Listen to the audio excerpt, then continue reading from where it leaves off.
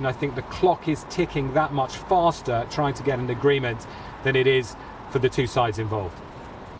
Tom Bateman there. Well, with me in the studio is Mohamed Taha from BBC Arabic. Good morning to you, Mohamed. Another week begins. What are you hearing about Antony Blinken's arrival in the region and the hope of a ceasefire deal?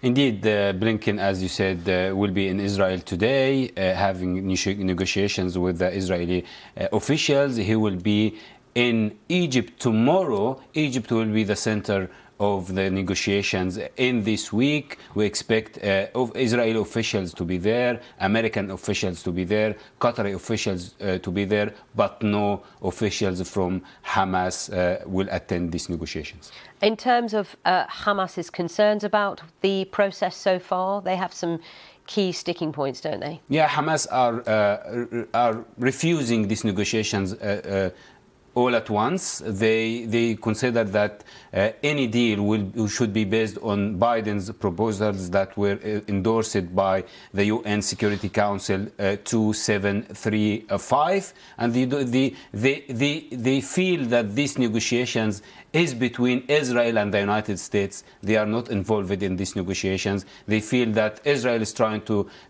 convince the United States of agreeing of having troops on the ground in Gaza after the war, and they are trying to have a regional agreement of that vision. In the meantime, the fighting continues. So just tell us what's happening on the border between Lebanon and North Israel.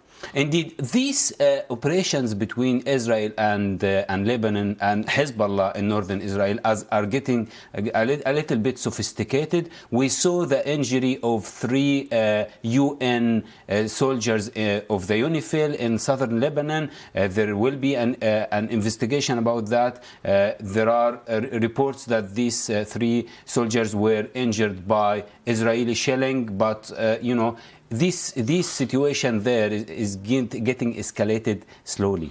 And on the West Bank, what's happening there? Yeah, in the West Bank also the operations there are getting sophisticated. As we saw, some militants went to the Israeli side, killing a security guard. We saw also a few days ago